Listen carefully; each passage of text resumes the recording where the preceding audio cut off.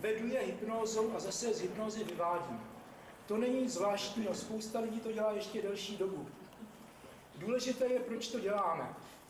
Když člověka vedeme do hypnózy, vedeme ho někam jinam. Vedeme ho do prostoru, který je jeho, a kde spousta těch věcí, které v tom obyčejném, bdělém stavu má na sobě oblečeny jako šaty, spousta všelijakých zábran a obav a přesvědčení a názorů, tam je může odložit, může je nechat venku. A jestliže je v tranzu, jestliže je v hypnoze, může nahlédnout a přímo nahlédnout, jak na tom ve skutečnosti je, jak si na tom ve skutečnosti stojí. Hypnoza je v eriksonském pojetí stav, kdy spousta naučených, zábran, mezí a dalších překážek v člověku prostě mizí, rozplývá se a člověk může objevit, co všecko je v jeho silách dokázat. A s těmito objevy, co je v jeho silách dokázat, potom vedeme lidi zpátky. A vedeme je tak, aby si přinesli do toho všedního bdělého života dobré, užitečné věci a odvahu jich užívat. Není to tak vždycky. Samozřejmě v hypnóze můžeme užít tvůrčích sil člověka i opačným způsobem. Je možné zavádět lidi do hypnózy, jako to činil ten nesvědomitý otec v pohádce o Jeníčkovi a Mařence, nebo jako to činí zlosynové. Je možné v hypnotickém lese jim ukázat strašidla, kterých je třeba se bát, a ukázat jim meze, které nesmějí překročit. A pak je možné ještě je naučit v hypnóze chovat se, jako by v hypnóze nebyli. Jako by byli ve styku s pravou skutečností. A šířit svá hypnotická strašidla, hypnotické obavy dále. Známe to a víme, že ani podle skutečnosti, ani podle Eriksonovců není třeba formálně k tomu žádnou hypnózu navozovat. Jsme v situaci, kdy naše počínání může uvolňovat, osvobozovat, ukazovat lidem tvůrčí sílu jejich vlastní osoby, překračovat překážky, které jsou jenom zdánlivé, anebo zase se můžeme setkat s tím, jak zhypnotizování jako jednotlivci, nebo jako skupiny, nebo národ, obcházíme či zastavujeme se před překážkami, které jsou jenom v naší fantazii. Já si myslím, že je dobré připomenout tuto možnost dobré a nedobré cesty hypnózou a zauvažovat nad tím, jak na tom nyní jsme. A protože se nad tím uvažuje trošku jinak v současných dnech, než je zvykem na našich odborných a někdy se říká i vědeckých schůzích, tak já bych na tomto místě skončil svou zprávu a předávám slovo Michalovi. Já to řeknu daleko jednodušeji, protože čas nás tlačí. Já mám takový dojem, že jsme byli zvyklí na to žít v černobílé realitě, nebo v červenobílé možná, a že bylo strašně jednoduché se tomu přizpůsobit, že buď jsme šli s, anebo jsme šli proti, a jako by jsme neviděli ty odstíny, které jsou mezi tím. To mělo být náplní mýho semináře, pomoc nevědomí, aby uvolnila naše možnosti, které v sobě máme, ale vzhledem k tomu, že situace se valí kolem nás a situace se valí i s náma, a vzhledem k tomu, že bychom jistě všichni chtěli, aby se valila tak dlouho, jak to bude potřeba, nezastavila se předčasně, tak si myslím, že teď není moc čas na odborný témata, ale na úplně jiný témata. Takže já bych teď skončil a pozval bych vás na demonstraci toho společného tématu do Anatomického ústavu.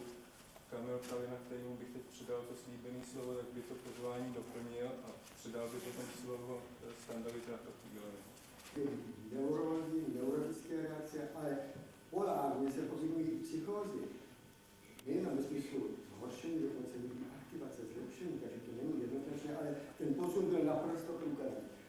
zcela na okraj. A teď už bych se ujal sdělení, které mám uvedeno v programu. Čím déle se zabývám hypnózou, tím se nám jeví tahle problematika i z teoretického hlediska složitější. Moje dnešní sdělení je součástí teoretického výzkumu hypnózy. Všichni víme, že neexistuje nějaká přesná definice hypnózy, že jsou jenom takové charakteristiky, které vypisují základní znaky, ale v podstatě hypnózy se dostáváme velice málo. Hovoří se o tom, že v hypnoze narůstá sugestibilita hypnotizovaných osob. A víme také, že sugestce se vyskytují i v dělém stavu, a to velice výrazné sugestce. To je otázka, jak se liší sugestce v dělém stavu a v hypnoze. Je mezi tím nějaký rozdíl? A my jsme tedy přistoupili k tomu, že jsme provedli studií, ve které jsme srovnávali stav dělé sugestibility se stavem sugestibility hypnoze. Snad na okraj, protože to nejsou jenom sami hypnologové, bych se zmínil o tom, jak chápeme hypnozu, jak v našem týmu chápeme hypnozu. Hypnoza je psychofyziologický stav, který umožňuje, to je prosím operacionalistická charakteristika, který umožňuje aktivovat vyšší, psychické sebeřídící mechanismy takovým způsobem, že člověk dokáže velice výrazně zasahovat do regulace psychických i tělesných funkcí. Ale, jak už jsem se zmínil, popředí je vliv sugestí. Sugestce samozřejmě chápeme také jako vlastně takový autoregulační zásah. Aktivaci k cíleným projevům člověka, ať už je to ovlivnění psychického nebo tělesného stavu. Sugestce v našem, podle toho, jak to nejstručněji tak charakterizuje, je to poměrně často takto definovaná nebo charakterizovaná představa. Sugestce je představa nebo myšlenka, kterou člověk přijímá jako realitu bez ohledu na to, jestli skutečnosti odpovídá. A podle té sugestivní reality potom také jedná. A sugestibilita je schopnost akceptovat sugestce a jednat podle sugestí. Dělá sugestibilita byla také velice mnoho studována. Je řada prací, ale většina je orientována na takové speciální druhy sugestibility, speciální typy sugestí. Hovoří spíš o primární, sekundární, terciální sociální sugestibilitě. Já nebudu rozvíjet tuhle problematiku.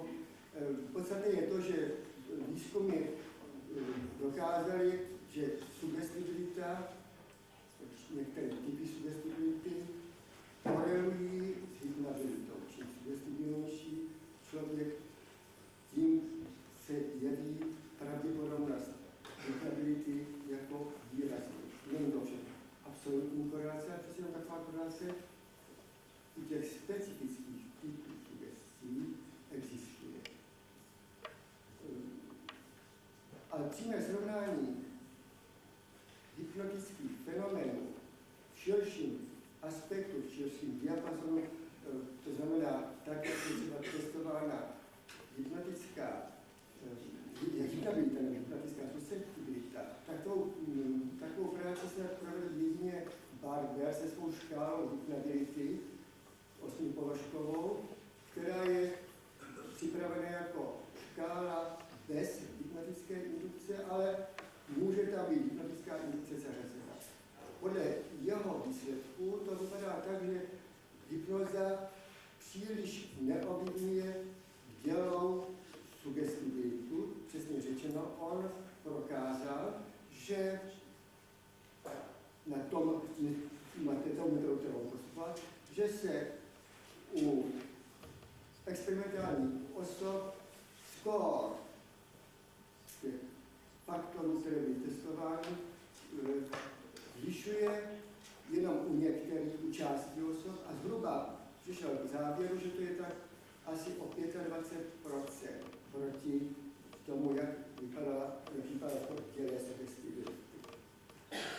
No, my jsme se, protože jsme v minulosti zasahovali sugestivně, víceméně náhodně, při ovlivňování některých psychických tělesných funkcí v dělém stavu, my jsme se rozhodli také, protože ty škály sugestivity, které se používají, mají převážně problematiku psychologickou, maximálně se tam objevují nějaké proprioceptivní oblasti, do kterých se zasahuje nebo motorika. My jsme se chtěli obrátit i na oblast vegetativní. Takže rozhodli jsme se testovat pomocí Stanfordské škály ability dělou sugestibilitu. Samozřejmě byla nutná určitá modifikace té škály, myslím, v tom, jak byla prezentována.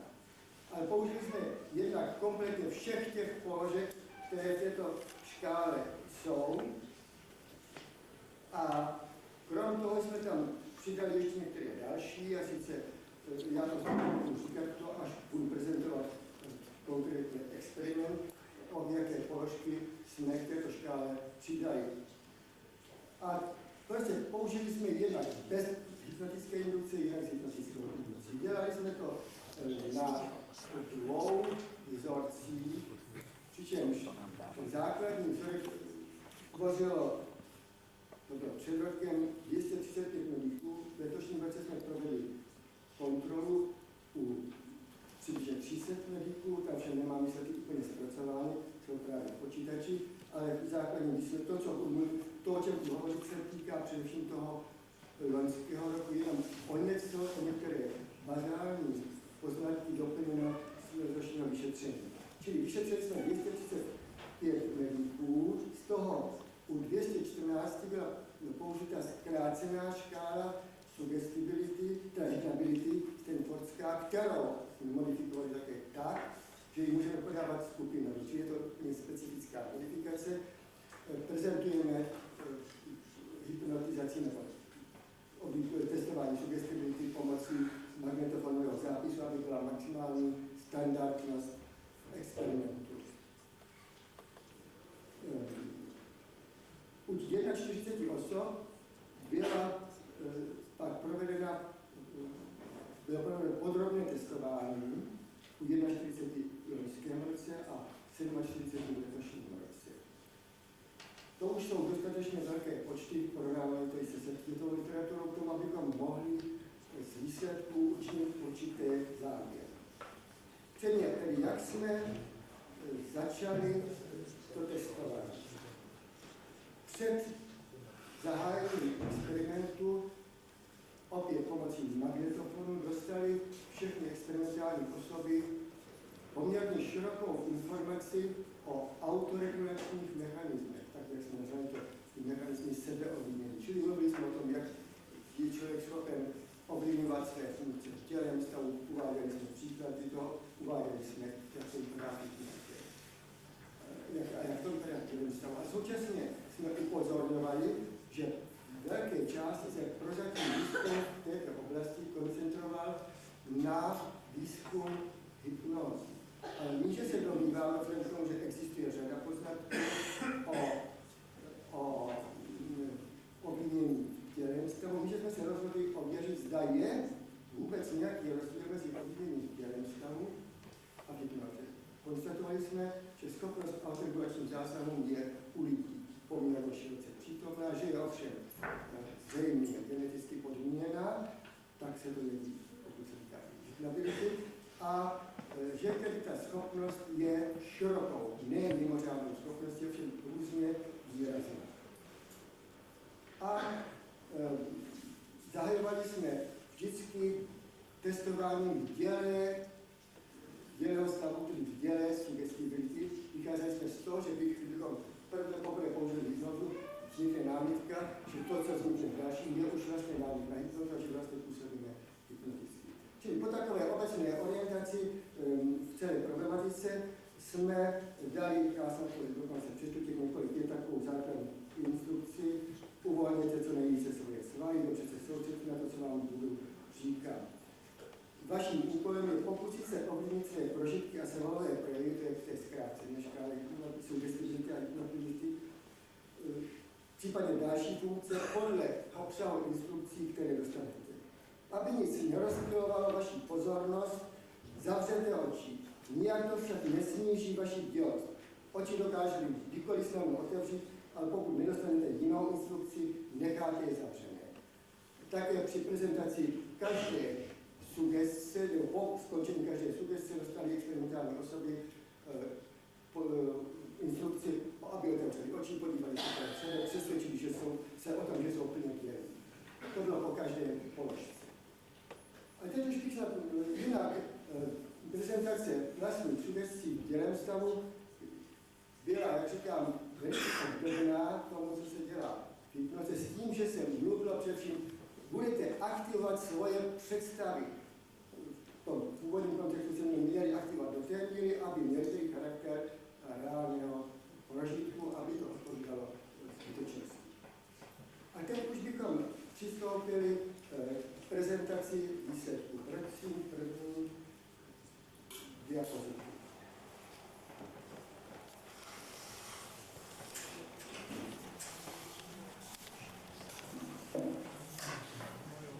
Tak prosím vás, tady to je, já to nadepsal, nebudu opakovat. Položky dole jsou označeny podle čísel spadajících do té původní škály hypnotibility stanfordské.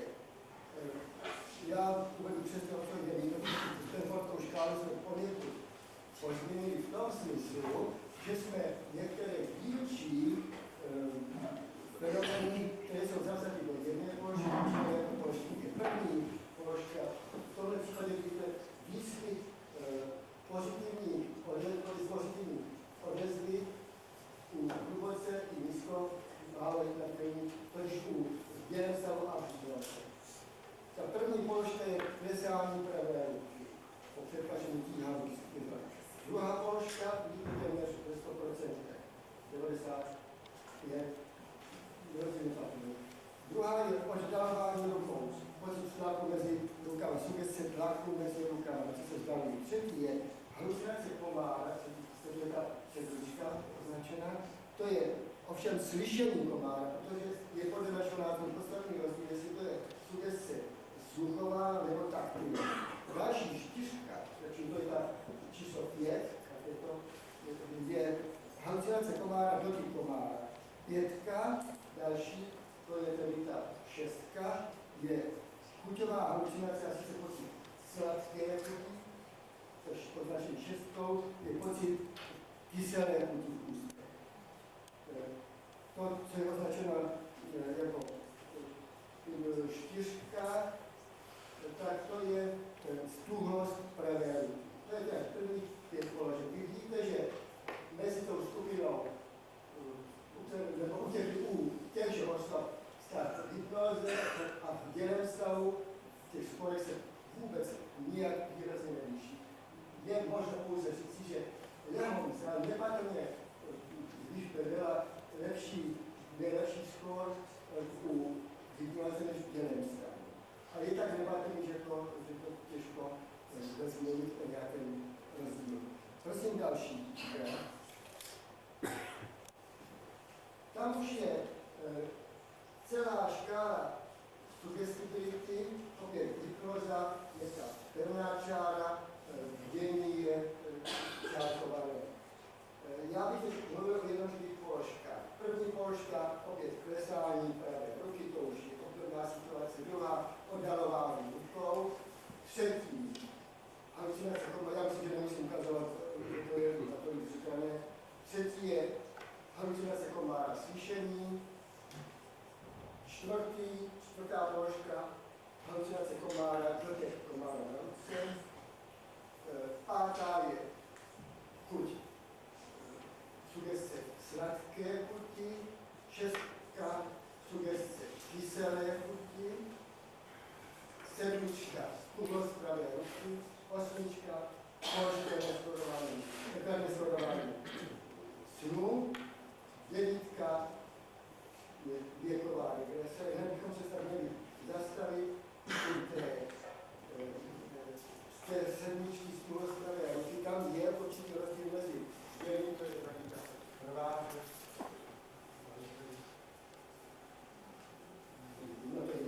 Je to myslím zřetelný. Tam, kde je ta hvězdička nahoře, tak to je z tuhlostravé ruky, která je na 5% hradině významnosti, jakoby vyšší, výskytkové stuhlosti v hypnoze oproti bělému stavu. Já to všechno vysvětlím toho relativitu, jestli to je 5% hradině významnosti. Další položka, zůstal jsem u toho.